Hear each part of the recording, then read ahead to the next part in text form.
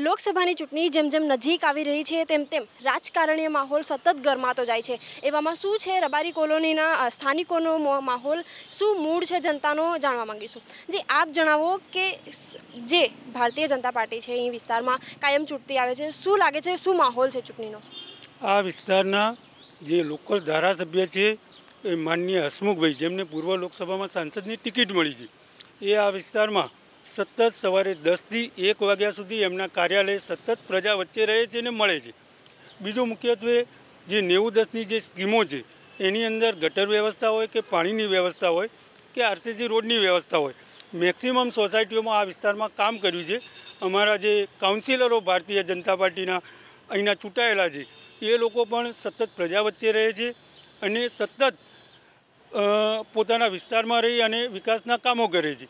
તેમજ જે નરેન્દ્રભાઈએ વિકાસલક્ષી રાજકારણ અને સાથે સાથે જે રાષ્ટ્રપ્રેમની વાત કરી છે કે એર સ્ટ્રાઇક હોય કે પાકિસ્તાન ઉપર જે આતંકવાદીઓને તાબડતોડ જવાબ આપ્યો છે, એ વિચારધારાને અનુલક્ષીને અહીંયા અમરેવાડી વિધાનસભાનું એક આમ પ્રજા તરીકે અમારું લક્ષ્ય એક જ છે કે ભાઈ આગામી સમયમાં આદરણીય નરેન્દ્રભાઈના નેતૃત્વમાં ભારતીય જનતા પાર્ટીની સરકાર રચાય એવું અમારું। આપ જણાવો કે જે સ્થાનિક જે સોસાયટી છે એમાં જે રોડ, પાણી, ગટરની વ્યવસ્થા આપવાની હોય છે, શું લાગે છે એમાં સરકાર સફળ ગઈ છે ખરા? हमारे यहाँ अमरेवाड़ी विधानसभा है। अमरेवाड़ी विधानसभा और ओवर कोई सोसाइटी के कोई एरिया का मोहल्लो एवं बाकी नहीं कि ज्યાં વિકાસના કામ ભારતીય જનતા પાર્ટી તરફથી બાકી હોય। અને એટલે આ વખતે બધાએ મૂડ બનાવી લીધો છે કે અબકી બાર મોદી સરકાર, કેમ કે ભારતીય જનતા પાર્ટીનો અવિરત વિકાસ એવો છે કે કોઈ ગામ કે મોહલ્લો કે અમદાવાદની અંદર કોઈ વિકાસના કામ બાકી નથી, કે મોટા પ્રમાણમાં કામો કર્યા છે। અને માનનીય નરેન્દ્રભાઈની સરકાર જે વિશ્વની અંદર ભારતનું નામ જે રોશન કર્યું છે એના માટે આ રબારી કોલોનીના યુવાનો અને અમે બધા પણ ભારતીય જનતા પાર્ટીની સાથે છીએ। અબકી બાર મોદી સરકાર, મેં હું ચોકીદાર, મેં હું પાટીદાર। જી, કોંગ્રેસ જે મુદ્દાને લઈને આવી છે, જે રાફેલ મુદ્દો છે કે કોઈ પણ, શું લાગે છે મુદ્દાથી કઈ લોકસભાની ચૂંટણીમાં અસર પડે? એક વસ્તુ તો એક ફેક્ટ છે કે જ્યાં સુધી ભાજપ સરકાર છે ત્યાં સુધી કોંગ્રેસના કોઈ પણ મુદ્દા જે જૂઠાણા છે એ જૂઠાણા શક્ય બનવાના નથી। અને અત્યારના રહીશો અને જે વ્યક્તિઓ છે, અને અમારી વિધાનસભામાં એક વ્યક્તિત્વ એવું છે કે ભાજપ જ, એનાથી અમારાથી કોંગ્રેસના કોઈ જૂઠાણાથી વ્યક્તિઓમાં કે રહીશોમાં કોઈ ફેરફાર પડે એવું કોઈ છે નહીં। જ્યાં સુધી મોદી સાહેબ છે અને મોદી સાહેબના કાર્યો બધા વખાણે છે અને જેટલા કાર્યો થયા છે એ બધા સાચા જ થયા છે, કોઈ ખોટા થયા નથી। એટલે કોંગ્રેસના જૂઠાણાથી અમે કોઈ ભરમાઈએ કે રહીશો કોઈ ભરમાય એવું કંઈ છે નહીં। 72,000 વાળી જે સ્કીમ હતી અને રાષ્ટ્રદ્રોહીનો જે કાયદો હતો એને નાબૂદ કરવાની વાતો કરી છે, શું લાગે છે તમને? એનાથી કોઈ ફરક પડે એવું લાગતું નથી બેન, કારણ કે આમાં એક જ વસ્તુ છે કે જેટલું જૂઠ્ઠું બોલવું અને કોઈની ઉપર આક્ષેપ કરવો એ અમારી કે રહીશોમાં કોઈ ફરક પડે એવું અમને લાગતું નથી। જે કોંગ્રેસ જૂઠ્ઠું બોલી રહી છે, મોદી સાહેબ ઉપર આક્ષેપ રાખી રહી છે, એ બધું ખોટું જ છે। અને અમે રહીશો અને બધા વ્યક્તિઓ અને વિધાનસભામાં આવતા દરેક વ્યક્તિઓ આ વસ્તુને કોઈ સ્વીકારવા તૈયાર નથી, કારણ કે ભાજપ જ છે અને ભાજપ જ રહેશે અને મોદી સાહેબ જ છે અને મોદી સાહેબ જ રહેશે।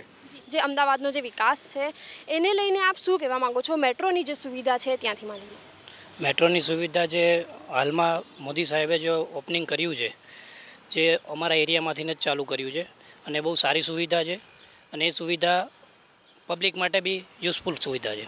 જી, નોટબંધી અને જે જીએસટી લાગુ કરવામાં આવી હતી એને લઈને આપ શું વિચારો છો? નોટબંધી અને જીએસટી આમ જોતાં લોકોને એવું લાગે કે આ થોડુંક અમને કાઠું લાગે છે, પણ જેમ જેમ એનો અનુભવ થયો, જેમ જેમ એ સમયમાંથી પસાર થયા એ પ્રમાણે અત્યારે વેપારી વર્ગ અને જે પણ રહીશો છે એ લોકોને પણ ખબર પડી છે કે આનો ફાયદો શું છે।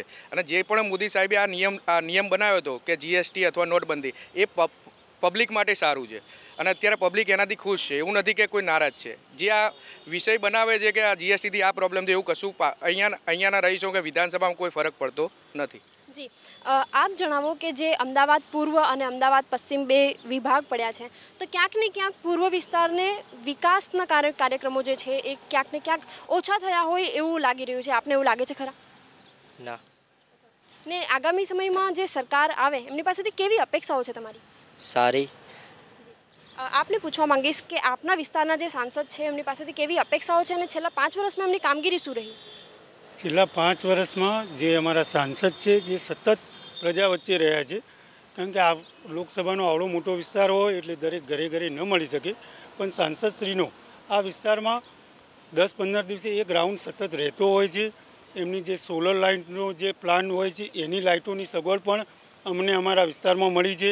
અવારનવાર અમારા રેલવેના પ્રશ્નો હોય કે અન્ય પ્રશ્નો હોય ત્યારે સાંસદશ્રીને જ્યારે રજૂઆત કરી ત્યારે અમને યોગ્ય લાભ મળ્યો છે.